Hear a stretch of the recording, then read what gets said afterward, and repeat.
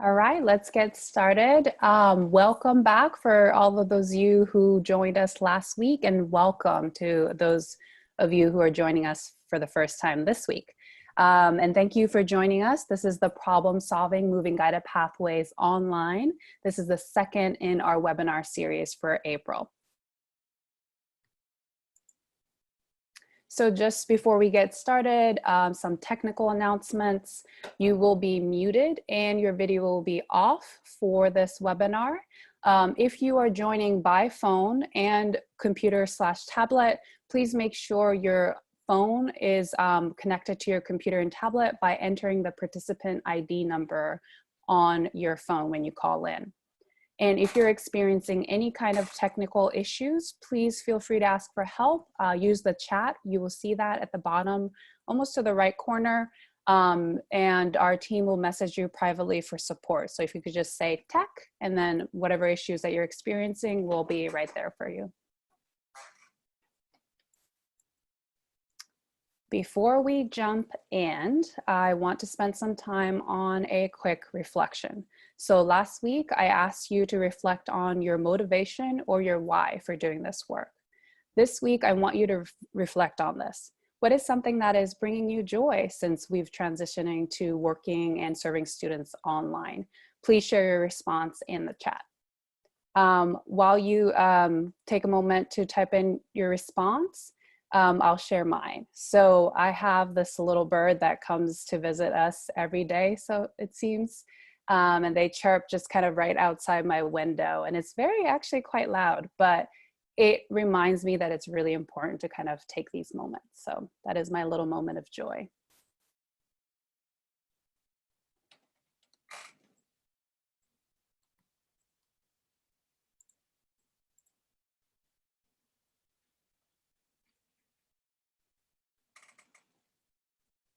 I see Naomi said, a nice cup of tea brings me joy. Thanks, Naomi.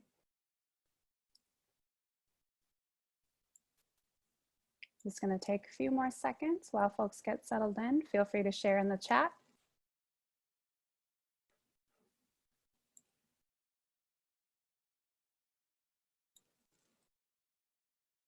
Linda shares that the flowers blooming in her yard.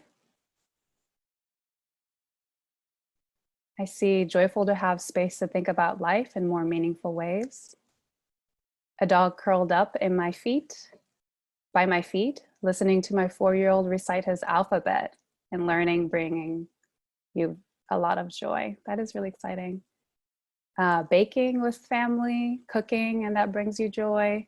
Going on walks on sunny days. Thank you all for sharing. I just wanted to take a moment to think about, we are in a tumultuous time, I think, but it's really important to take this moment to pause and really reflect on the small moments that we find joy. Thank you all. Okay, my name is Shia Smith Miyazaki. I am a director at Career Ladders Project, and I am your facilitator today. Welcome. With support from the California Community College's Chancellor's Office and the philanthropic partners, we at Career Ladders Project provide guided pathways capacity building for community colleges across California. And our GP webinar team today includes Chris Palmer, Valeria Torres, and Naomi Castro. As I mentioned last week, we are in an unprecedented time, and like many of you, we're adjusting to providing support in an online format, and this is kind of our effort providing this webinar series. And let's see, next slide. And the purpose of this is to really provide peer support and problem-solving opportunities to address emerging issues and any equity challenges related to guided pathways. As always, the materials that we have, this video recording, all the slides, any other resources shared during this session will be emailed to you. That's going to be uploaded on our website, as well as the Vision Resource Center. And as a reminder, if you did not register using the interest form, please make sure you type in your email in the chat so that we can make sure that we follow up with you and share those resources. Okay, so how to ask questions during the webinar. Please use the chat function to participate. If you have a question for a panelist, please indicate the college and say, PCC, how do you? And, or whatever your question may be. If you have a general question regarding guided pathways, if you could just caption that, say general, and then list your question. If you have an approach that you would like to share in response to some of the questions that people are asking in the chat, or just in general, you want to share something, if you could say idea, and then that way is when we read it out loud, we know that it's an idea that you have or some of the things that you're doing at your own college. And then again, if you're having any technical issues, just say tech and then list your issue there. Okay, so last week we heard from City College of San Francisco about how the GP team, including their student advisors, are moving their GP work online. This week, I'm so excited that we have Taleen Seropian from Pasadena City College with us. All right, Taleen, take it away. Okay. Hi, everyone. I hope you're doing well today on this, what day is it? I think, Wednesday? But like Shia mentioned, I am a counselor at Pasadena City College. That's my primary role. But as probably like most of you, wear many, many, many hats, and probably a couple more hats with this new transition.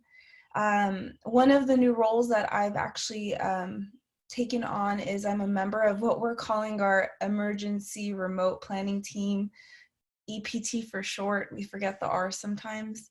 But the idea is that, we wanted to really think about how to restructure our department and our services to serve our students during this time.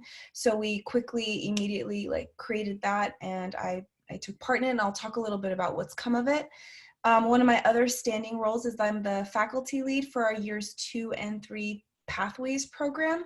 That really is the completion part of our overall completion FYE through third year program that's now going to be implemented on a larger scale on campus. I'm also the JAM coordinator and faculty lead, and JAM is our first year experience orientation. Typically serves around 3,000 or so students a year. I'll talk a little bit more about that and what that's going to look like in this new transition. I'm also a Guided Pathways Working Group member, and so I have a bit of a lens of what the campus is doing in Guided Pathways, and I'm part of both, and I have pieces, my hands are in a little bit of different pieces throughout what our Guided Pathways structure looks like at PCC. Also, I think a little relevant to what I'll be talking about today is I teach. I typically teach either counseling classes or College 1, which is a first year seminar.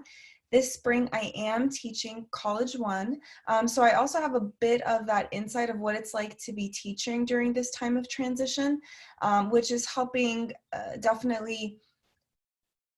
it's definitely helping me change my practice when it comes to not just being a counselor and instructor, but also how that's going to influence JAM, and in general, being able to provide some insight into Guided Pathways.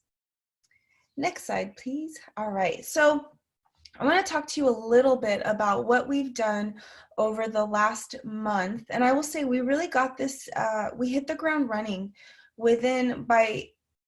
we knew on a Thursday that we were we were going to go remote, and by Tuesday I was off campus, and so between that Thursday and that Tuesday we already had set up some sort of structure and then continued to add on to that. So we really created a strong team in counseling that started working with our other counterparts, and these are some of the things that came up with, and right now we're using and working on, and so far it's working. So I'm really proud of the hard work that everyone on the team has done to be able to do it. We really leveraged everybody's different skill sets, and I think that's something that was really important in coming together.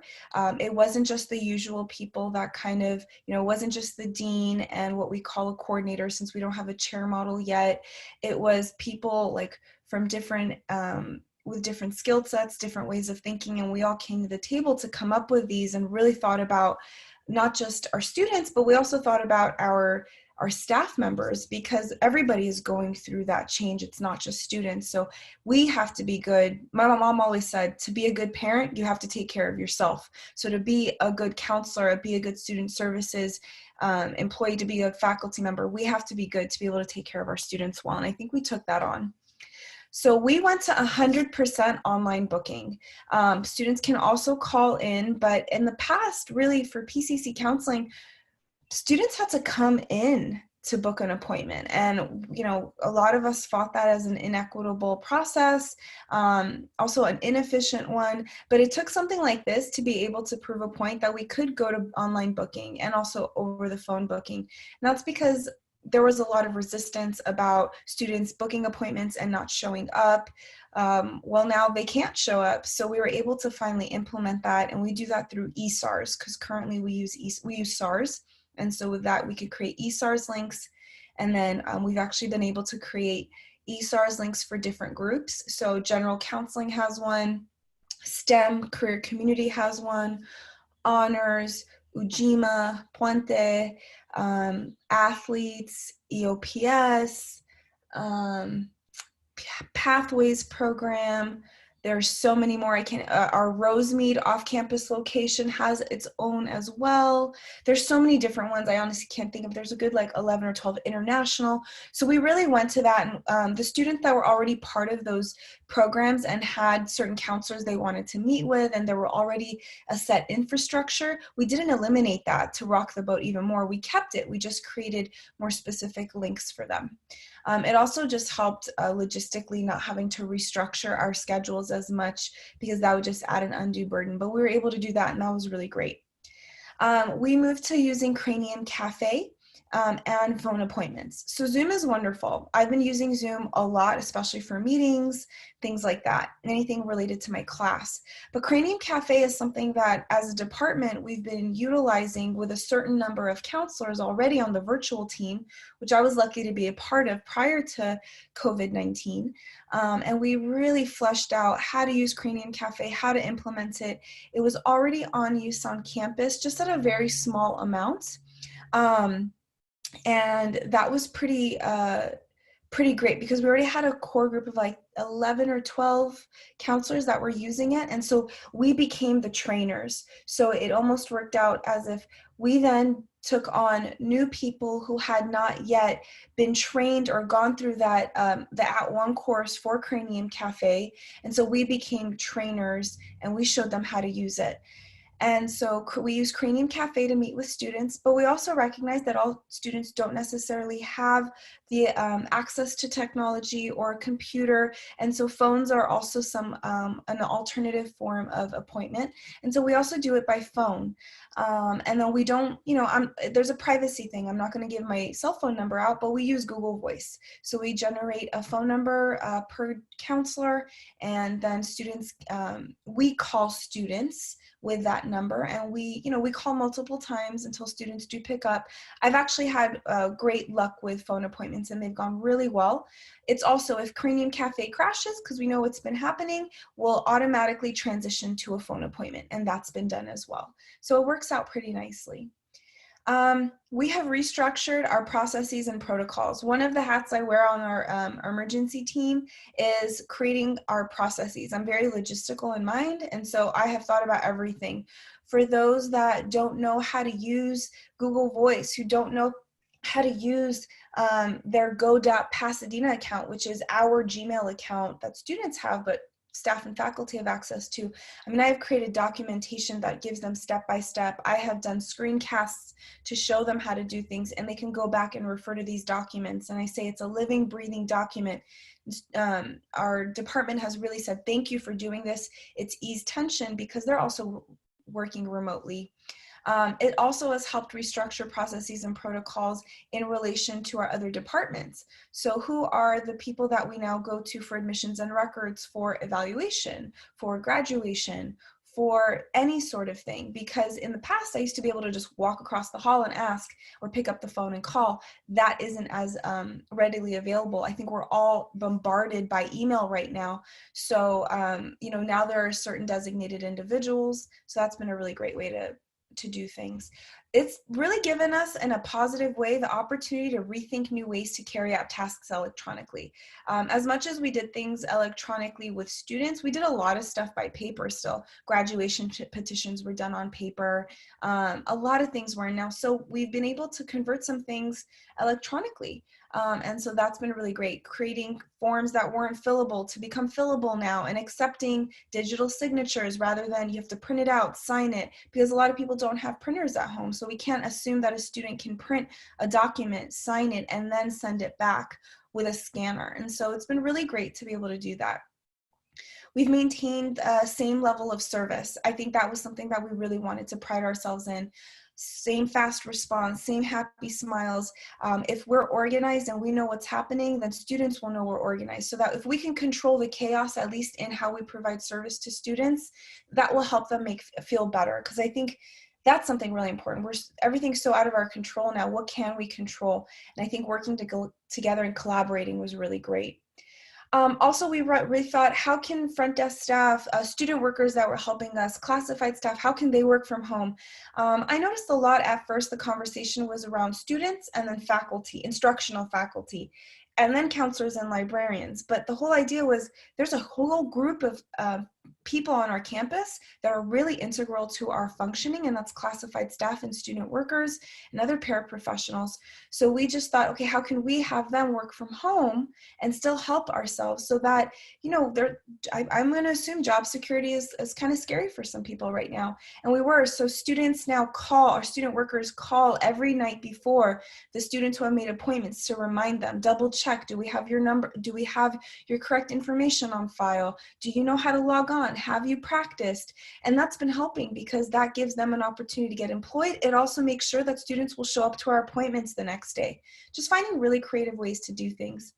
Same thing for our success coaches, which I'll talk a little bit about more, especially when I talk about being an instructor. They're also still meeting with their caseloads, just doing things virtually, planning fun activities for students, like come hang out, we'll do a Zoom coffee, we'll do a game time, more than just checking in about school, because life's happening right now. So let's make sure they're doing well. They're creating presentations, live sessions that they'll also record, talking about, you know, transfer or career, or even how to be an online student, because that's now the biggest thing. We've collaborated with all of the different areas: financial aid, admissions and records, transfer, career. We during our counseling staff meetings on Wednesdays, we've invited now financial aid, and then the following week admissions and records, to come and talk to us about, we had, I think, a good 70 questions for our admissions and records director, and she went through them all. She was such a champ. And then she writes them all out, sends it, and we add it to a FAQ document that's for counselors' eyes only. Our virtual success centers, they're now virtual for right now. So the biggest thing is tutoring. How can we support our students? So now students can get remote access to tutoring on all subjects that every success center used to offer, but now they're offering online, which is fabulous. And then I wanted to say, 800 go to PCC, that's our 800 number. And what we've done, every department has created a list of potential questions student might come up with, and answers that these, it's a 24-hour service line.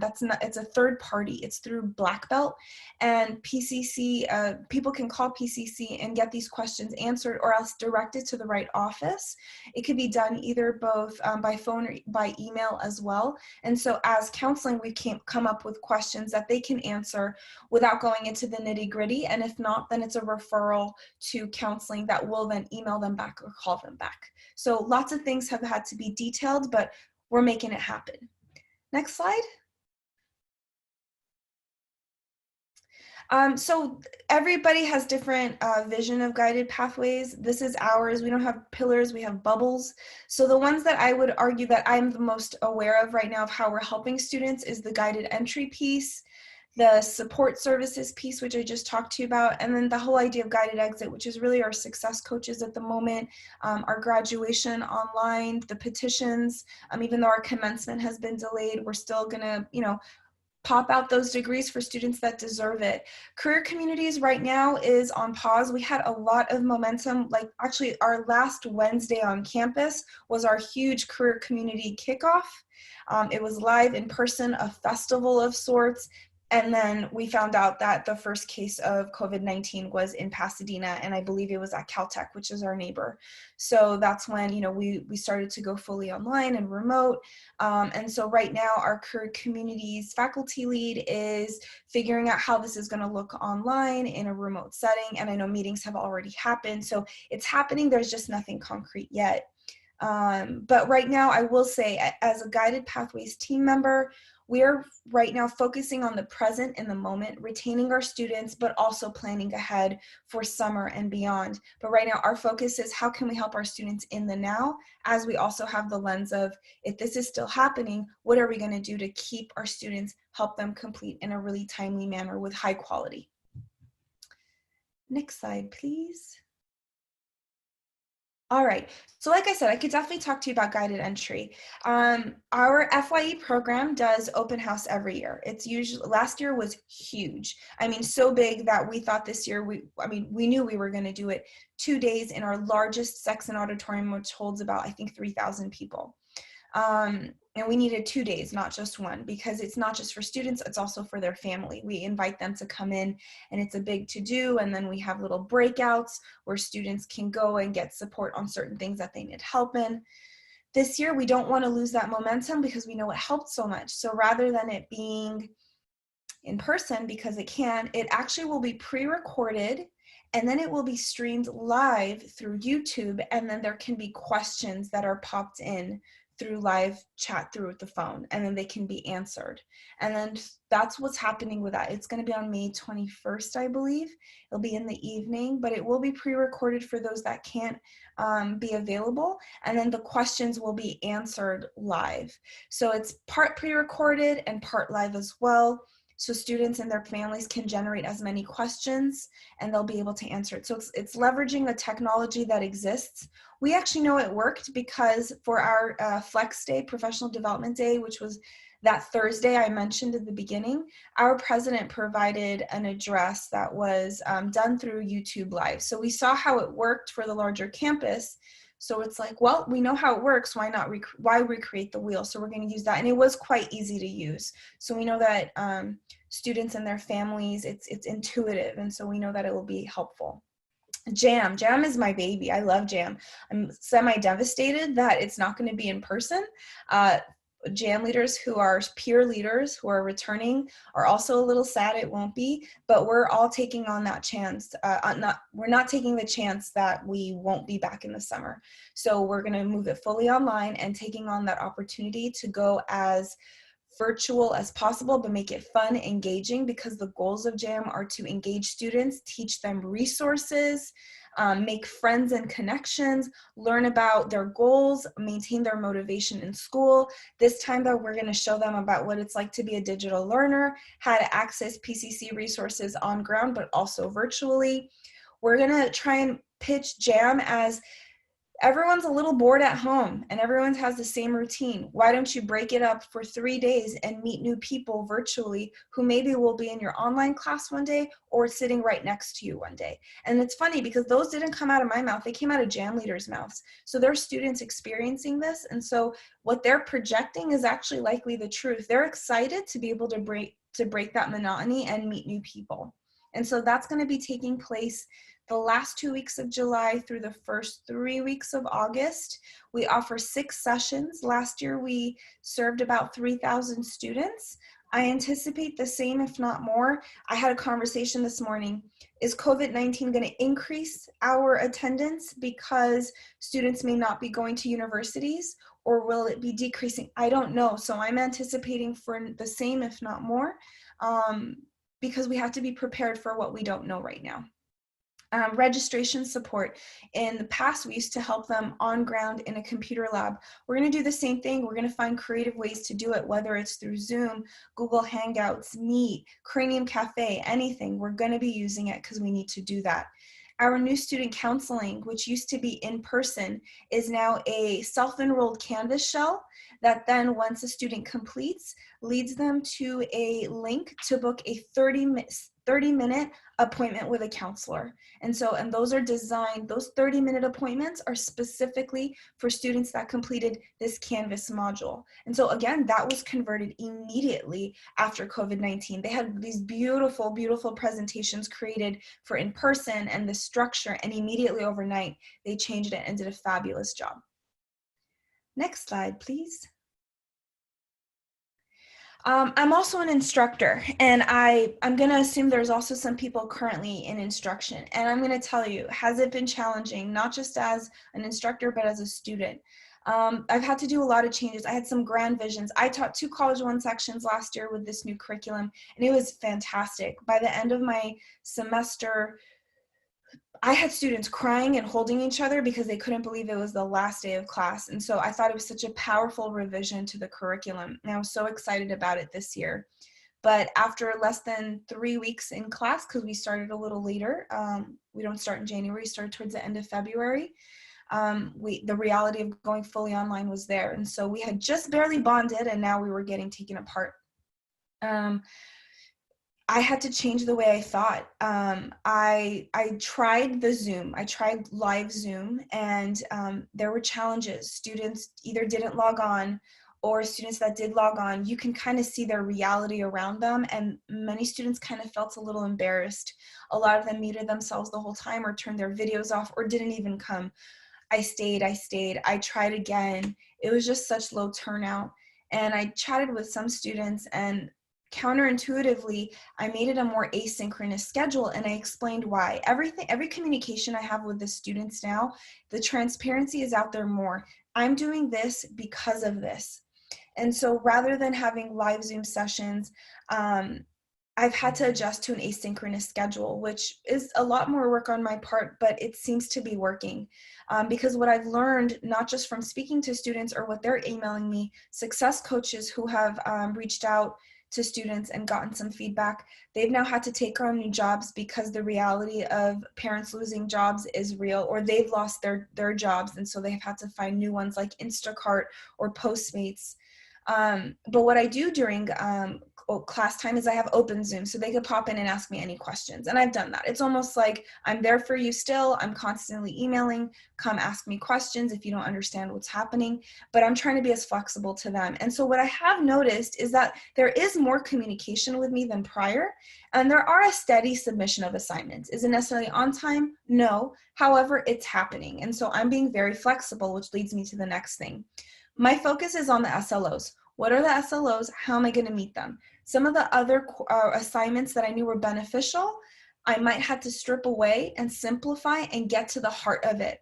Because at this point, we always talk about their students first and then, but I'm realizing they're human first and then students. So I want to make sure that I'm there for them. That threat, which I never really threatened, I'm a very flexible instructor, but I wanted to eliminate that there will be no penalties. Please start turning things in. And I noticed students started emailing me very long emails explaining why they couldn't or why they haven't. And I'm like, that's cool, work with me. And we would create schedules. High touch early alert. We do have early alert on our campus. We use Starfish. We call it PCC Connect. And so it works. And so I decided to use it for my class. And rather than me reaching out via telephone to those that weren't doing well, I had 2 success coaches that I had relationships with contact the students. They split it up. I provided notes about every student, and they reached out to them. And success coaches are implemented on our campus. Let's not recreate the wheel. Let's use something that we know works. And so after I did that, I actually noticed that students would contact me after, even if the success coach didn't talk to them, even if they just left a voicemail or a text message without a reply from the student then did message me and explain a little bit more about this is happening with work, this is what's going on.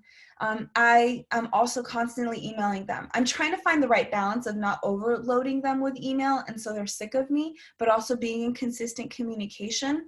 And a couple students actually have said, it seems like you're the only one that cares, and you actually email us about things that aren't just class related. And that's been good because it seems like they need that. So that's been really helpful. And so it's, again, that high touch, they're humans first before students. And I think we all know that and we do that. But this was my first dose of reality where I had to realize, get over yourself, Taleen. focus on them first and foremost. SLO is important. It will work. Just also, I had to learn to be patient with myself because I've never been an online instructor. I'm a great face-to-face person. So I've had to translate my energy, my dedication, and my care just through online means. Next slide. Do I have another slide? That's it. That's kind of it. It's been a lot of learning, but also I've learned that I've had to work even harder than in person. And so I can only imagine what our students are experiencing right now. So just lots of patience with them, and lots of coordinating and collaborating, and internal communication has been very important to get through this next step and help serve students in a positive manner. Thank you so much, Taleen. I feel like you've dropped so many useful gems. But before we jump into Q&A, I did want to take to heart her message about self-care. And now that we're halfway through this webinar, I want us to take a 1-minute break, grab some water, hydrate, make sure if you're able, stand up, stretch your legs, and we'll come back together in 1 minute.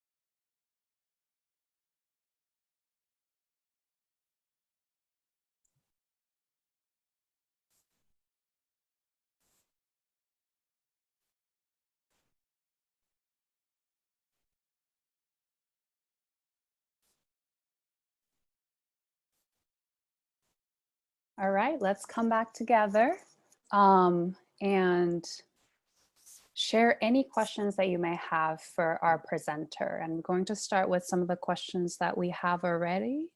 Let's see.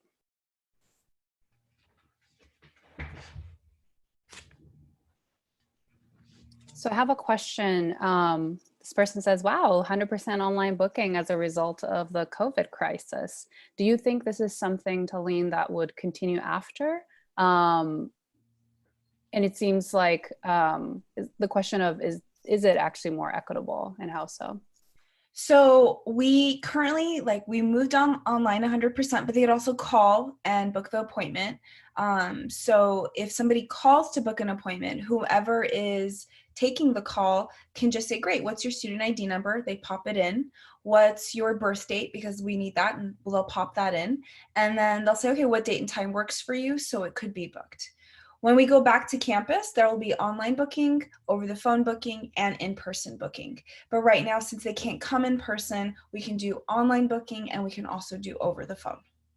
Okay, so it's just expanding the option that didn't exist before. So in fact, the way we used to do it was incredibly inequitable. Students would have to come to campus to book, and more than likely it was just for a same-day appointment.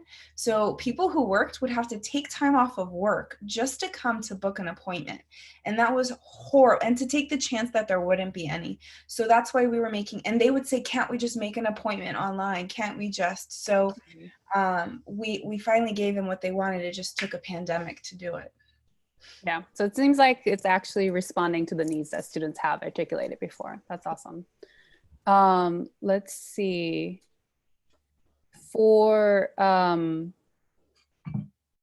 Is your Guided Pathways team continuing to meet as you're planning ahead? Or do you find that meta majors, I know for PCC, that's the career communities, that's kind of how you're grouping folks.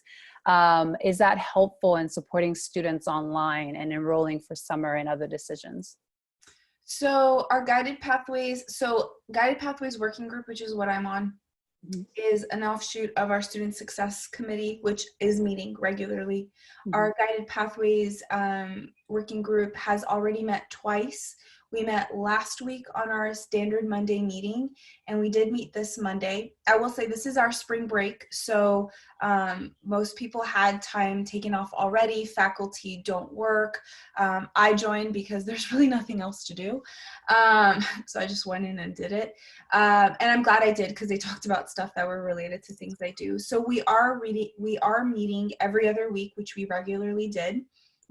Last week was really focused on the instruction. How are we helping serve students in the current, especially in classes, right? We know that the EW option is offered, but we don't want every student to just drop every class. So it's like, that's last resort. How can we help our students? How can we help faculty members to help support students and to avoid that withdrawal or make the really informed decision of like, that is the best option for them? So that's what we focused on. For the career communities, I think I very briefly, and I know I spoke quickly, but there was a little bit of time allotted and I want to get through everything. So I apologize. But the faculty lead for career communities is currently just working on rebuilding that momentum that was really built with the faculty within each career community and the staff and the success centers.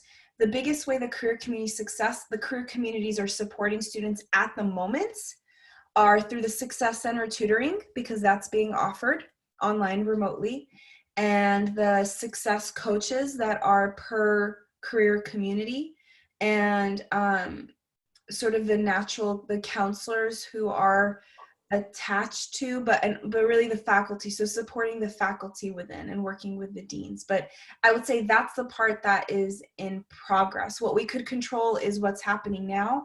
That bigger vision is underway. So just to totally clarify, the success coaches before COVID had already been assigned by career communities, so then students would kind of know likely who their success coaches are already. Yes. Okay. Just like with JAM, students are divided by career community. We really throw that idea of career community from their online orientation, new student counseling, JAM, success coaching, things like that. Okay.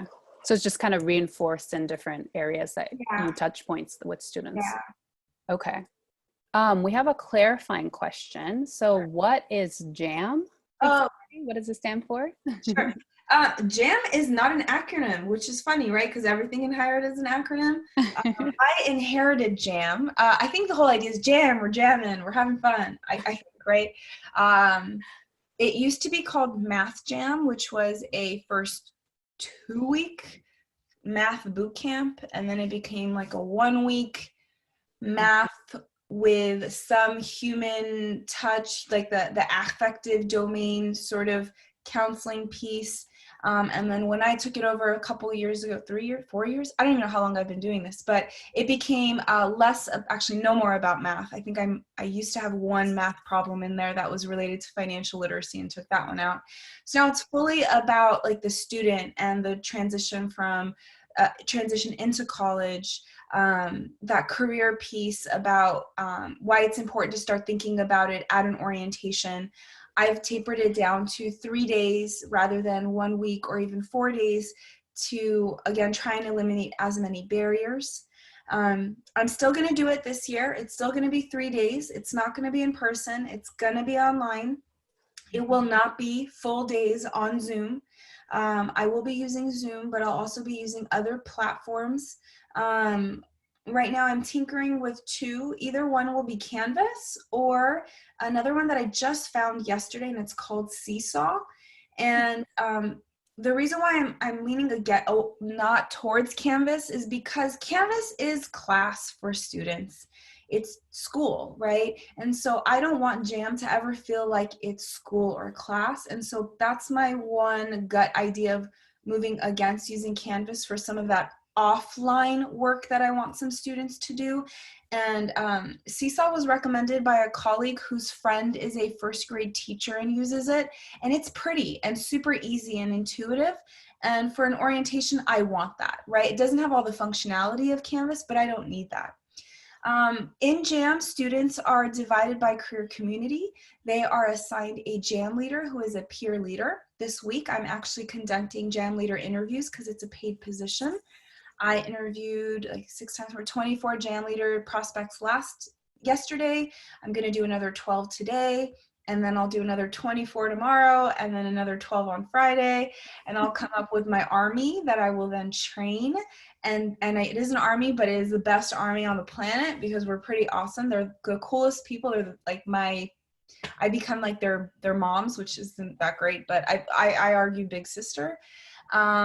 And, you know, I train the heck out of them, and they're incredible because they really bring students to PCC and make them feel part of the team. You know, one of the biggest things I asked in the interview yesterday was, why do you want to be a JAM leader and what do you want to contribute? And each one of them said, without JAM, I would have felt lost at PCC. JAM is where I met my best friends. When I did JAM, I didn't get it. And then a semester later, I was like, oh my God, I wouldn't have survived my first semester without JAM. So they want to be able to contribute and give back. And at one point I was like, why do y'all want to be structural engineers? Go be counselors. You'd be great at it. The way they talked about the passion of students. Like, oh, you have to have a career change. But it is, you know, on day one, usually it's about career and skills and getting them introduced to the notion of thinking career first.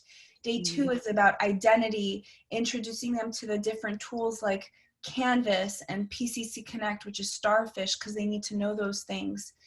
Day three is about financial aid and scholarships and how to access them. We don't have them log on, but they're part of they're part of a scholarship panel, and they read 3 actual essays that students that have applied to PCC for scholarships have written, and they judge them based on a criteria that we as scholarship reviewers rank them. And so they know what to look for when it's time for them to write a scholarship.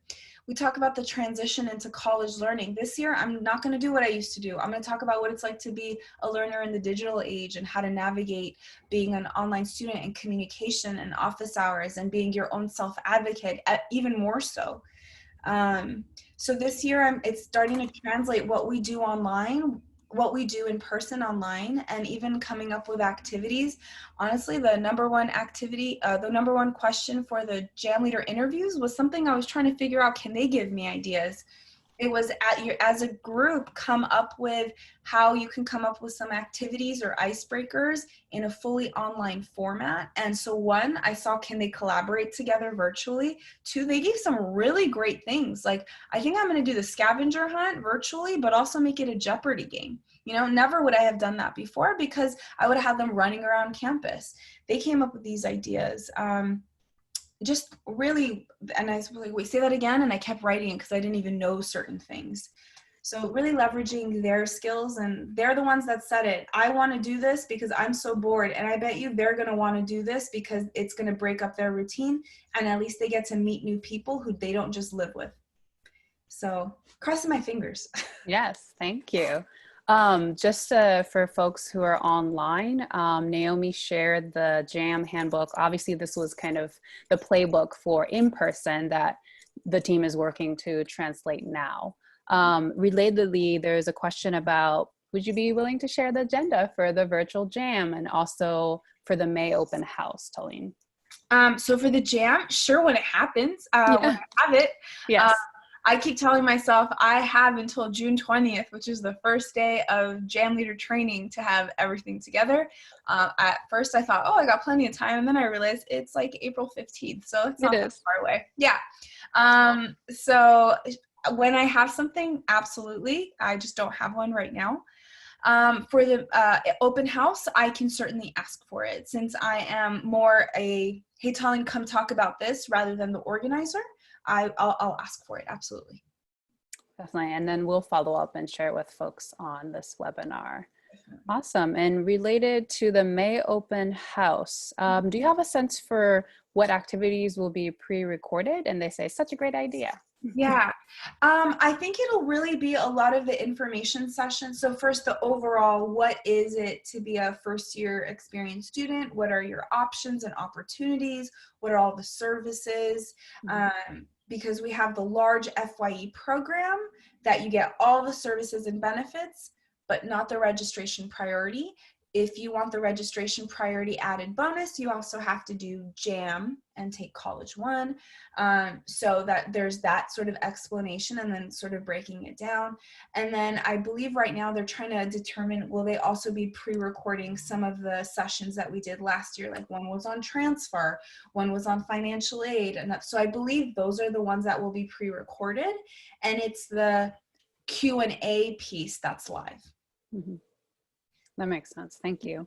And then another clarifying questions about JAM. I know you mentioned you're leaning towards using Seesaw as the technology. Is that how new students will be meeting each other this summer, or they want clarification on what method you're hoping to use?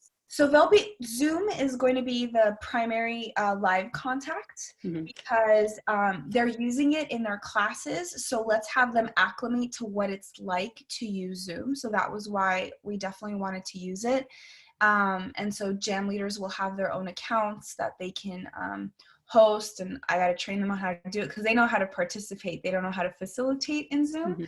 So it's going to be fun, but they didn't know, they kept saying, I wish I could, do this. I'm like, you can, I'll just show you how. So that's been pretty cool. And then for Seesaw, it's more the offline work. So for instance, in JAM in the past, I had them do a 60 question inventory that our website hosts for Career Coach, which kind of gives them, it's sort of like the Holland Code of sorts. And so I don't want them to do that live on Zoom. That's a waste of precious face-to-face time. So they can do that offline, and then they can upload something in Seesaw to kind of show their interaction. And then JAM leaders can then view this as well offline. So it's a little bit like Canvas, I'm really just trying to remove the institutional feel of Canvas, unfortunately. No matter how pretty you make it look, it's going to be class. So that's where Seesaw comes in. I see. And then how do you spell Seesaw? It's like you see, S-E-E, and then you saw, S-A-W. Oh, okay. So it's C, S-E-E, and S-A-W. Okay. Exactly. And then I just, like I said, I just played with it yesterday, so I'm no Seesaw expert, but it looked easy. Like if I could figure it out, I think most of you could figure it out. Let's see. I have some clarifying questions. Going back to your 24-hour service phone line, did you have Black Belt that service before COVID-19, and to what extent are students using it, and how do the questions actually get answered? So yes, we did. We didn't really know about it much though. It was one of those like, oh yeah, it's happening. I didn't even know it was called Black Belt. I think they told us, but you can only retain so much information. But we definitely had it. And it just became obviously such a big deal now because there is nobody that students can walk to. So there had to be a central location that can be called and directed appropriately. And so what I've learned is that the more information and more detailed questions and responses you give, the better they can serve students without having to transfer them to. And so, for instance, what I did was I kind of accumulated all the questions we would feel comfortable a third party answering, counseling based. Like it could be as simple as like, what's the deadline, or how do I do it? What's the process, or how can I book an appointment? So for instance, if they call that 800 number and a student wants to book an appointment for counseling, they can say, oh, well, I can send you the link, or would you like me to book for you? And if they say, sure, then I straight up wrote out, okay, you're going to ask this question, you're going to ask this is what you're going to do, so that they can really go through and answer how to do it rather than another referral out. If Black Belt cannot answer a question, depending on, if a student calls and Black Belt cannot answer a question, then they will refer students to, I believe either they send the email directly, or they'll give an email to student. No, they'll transfer them. I'm sorry. They transfer them to the appropriate office, and then whoever is the designated person in that office will reply to the student. So just to make sure I got this correctly. Black belt, it's kind of like, you know, when you're calling a 1-800 number anywhere, press 1 if you have a question about financial aid. And then once in that, like, they have a menu, or do they just verbally say their question and black belt is like kind of filled to answer it in a specific way? Like, do they answer your question if you call and say, hey, I have a question about scheduling an appointment? It's a live human. Oh. Like, hi, Pasadena State College. Oh, okay. I didn't know that either. I was like, oh, it's like a human. And I'm like, where is this Oh, human? okay. But yeah, it's a live service. It's a person. So they just have kind of the answer bank that they read Yes. answers from. Oh, okay. I had imagined that it was like kind of a mechanic voice. I'm glad you clarified, because I don't think I specified either way. But yeah, I think we're so used to these automated things. It's a person.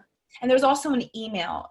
It's the same thing. It's not just the 800 number. It's like go to DC at pasadena.edu, something like that. And so that gets, a lot of times those questions more than likely get funneled to our online counseling desk, which is a team of counselors that do a lot of like email-based counseling. And sometimes they will sort of forward out, but yeah. I have a comment that Seesaw is a great product. My children use it for school as well, from Andrea. Oh, so good. Another vote for Seesaw. Oh, good. We should connect and you should tell me what's so great about it. Yeah, so you could learn, definitely. Let's move on. I'm just going to pivot a little bit.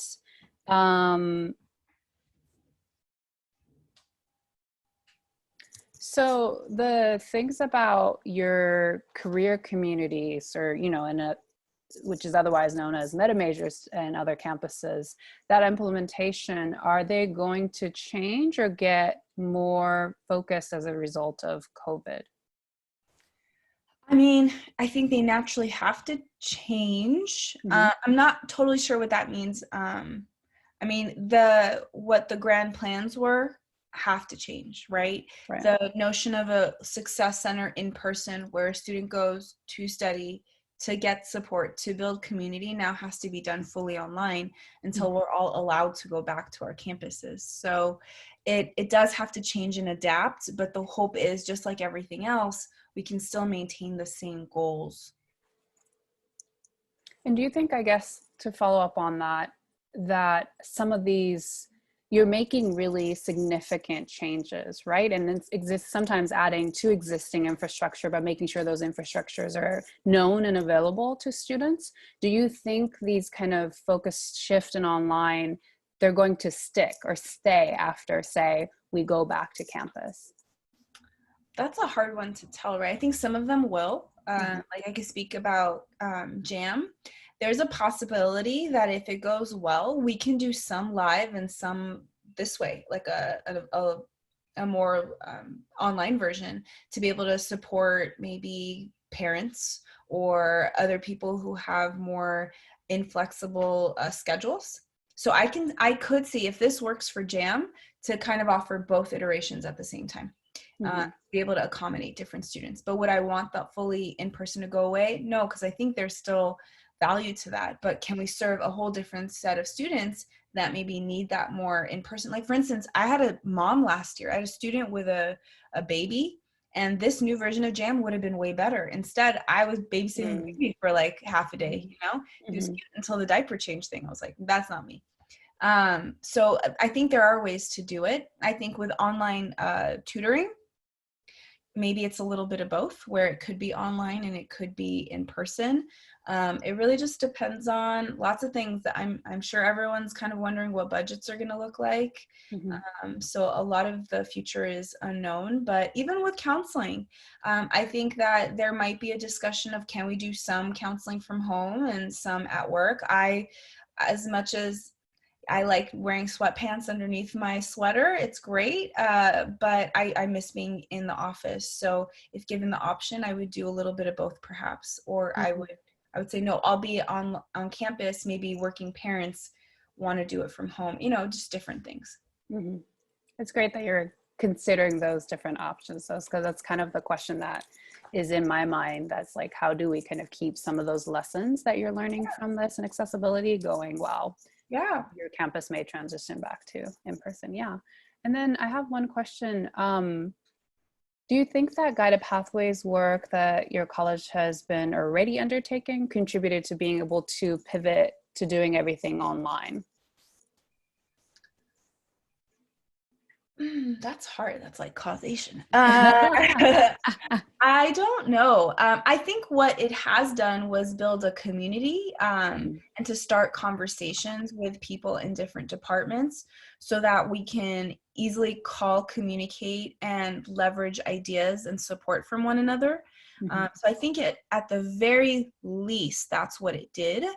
Um, and that's been helpful because people kind of already knew, oh, okay, I know this is happening because of that. All right, so if they're doing that, then maybe we can do this. So I think it helps solidify the foundation of communication and relationships at the very least. Mhm. And I imagine that is very important because I know you mentioned in our earlier conversation that you had to reach out kind of across the campus to figure out what's going on to inform that emergency response that you had to do for student services. Yeah. Okay. And then as a follow-up, do you think then this pivot to online and the changes that you're making so far would then later help accelerate the guided pathways work that your campus is embarked doing? Probably. I mean, again, can't 100% guarantee it, but sometimes in like crisis situations, you get the most creative. Hmm. And you don't have enough time to ponder and think. It's like, okay, we have a good idea, let's do it. So I do think that momentum will be built out of this. It's really easy for me to be a cup half empty person, but I'm trying real hard to be a cup half full person. I know counselor Hmm. figure, right? But I Yeah. think there's a lot of silver lining in some of these and like opportunities in the challenges. Hmm. And I already saw it in my department, in the things that I touch, in the meetings I've been in. So I do think there will be progress made in our efforts campus wide, especially because with the move to online learning, the number one thing that was constantly on everyone's conversation was accessibility. And so that Hmm. goes at the heart of equity. And so it's like we have to talk about it all the time. Like, with JAM specifically, it assumes students have technology to be able to do it. So one of the things I've said is great. So JAM leaders who don't have laptops with cameras, can we provide one for them during the duration? Answer was yes. Great. Hmm. Two, students who are going to be doing JAM, if they don't have a computer or a smart device with a camera, can we loan one out? Yes. So it's like we have to think about those things that maybe we took advantage of. We took for granted before. Definitely. And, thank you so much. I feel like you had said so many golden nuggets in your sharing of the different, and it covers different areas from teaching and how, like, to ensure that you have empathy for your students, but not only that, as colleagues and thinking about other members of your team, classified staff, just making sure that really prioritizing that human connection and making sure everybody feels connected and supported. And I think that really resonated, especially in this digital time. It is hard to have that connection and going that extra mile to make sure that everyone around you feels heard and supported. I think this was a very important lesson from your sharing. So thank you so much. I really appreciate you taking the time to share with us today. As we wrap up our session, I just wanted to share with everybody, again, we're going to have another session next week at the same time, April 22nd from 11 a.m. to noon. As I mentioned, the video recording, presentation, other resources will be uploaded to our website, and we'll email you the link there, and as well as the Vision Resource Center. And this landing page on our website will be updated every week. So if you go to it, next week, you'll see both of the recordings and any other additional resources. And I'll make sure that whenever we get the agenda from Taleen, we will make sure to add it there as well. Today, we addressed specific questions from the survey that related to student support, FYE, which Taleen touched upon. And next week's topic will include how Sierra Colleges is handling communication, primarily student communication, but just kind of communication overall given this time and thinking about how that relates to guided pathways. Yeah, and thank you so much again, Taleen. This was really helpful. I do feel kind of hopeful and secure just kind of hearing about your students' experiencing and feeling the support and love in a digital way. And this concludes our webinar today. Like last week, we will leave the chat open for a few more minutes, so feel free to comment if you have any last minute questions, additional thoughts, challenges you would like to share that we'll make sure to incorporate for next week's webinar. Thank you so much. We'll hope to see you next week.